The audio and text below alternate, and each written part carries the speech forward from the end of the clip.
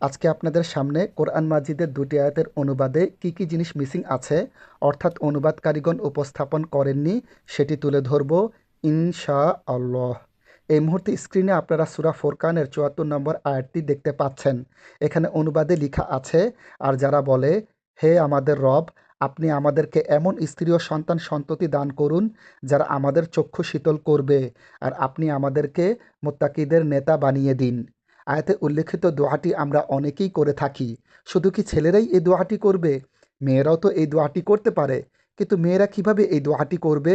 এখানে তো চক্ষু শীতলকারী স্ত্রী লাভের উদ্দেশ্যে ফরিয়াদ জানানো হয়েছে।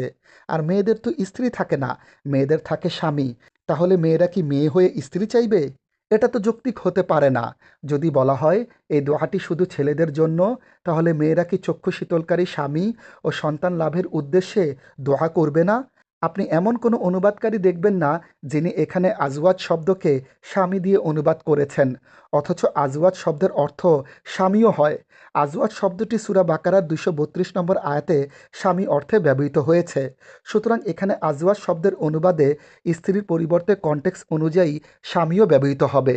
এবার স্ক্রিনে আপনারা সূরা বাকারার ২৮২ নম্বর আয়াতটি দেখতে পাচ্ছেন। এখানে অনুবাদে লেখা আছে, কোনো লেখক ও সাক্ষীকে ক্ষতিগ্রস্ত করা হবে না। প্রায় মোটামুটি সবাই এভাবে প্যাসিভ ভার্বের মাধ্যমেই অনুবাদ করেছেন। অথচ ইউদররা ক্রিয়াটি অ্যাক্টিভ ফর্মে অনুবাদ করা যায়। তখন তার অনুবাদ হবে, কোনো লেখক ও সাক্ষী যেন অপরকে ক্ষতিগ্রস্ত না করে। আমরা জানি সাক্ষীরা ভুল বা মিথ্যা সাক্ষী দিয়ে বাদী বা বিবাদী বা লেনদেনকারী ব্যক্তিদেরকে ক্ষতিগ্রস্ত করতে পারে।